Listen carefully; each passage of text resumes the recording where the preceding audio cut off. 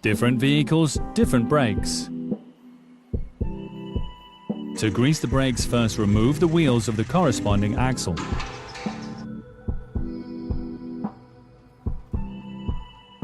Determine the dimension.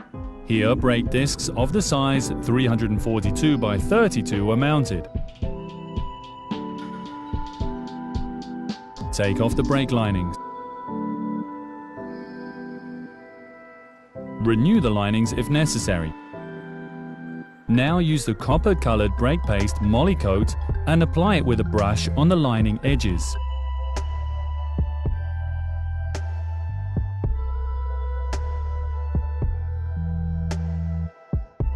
For vehicles of the 253 series, you also remove the stainless steel shim. As shown here, apply some grease to the inner surface.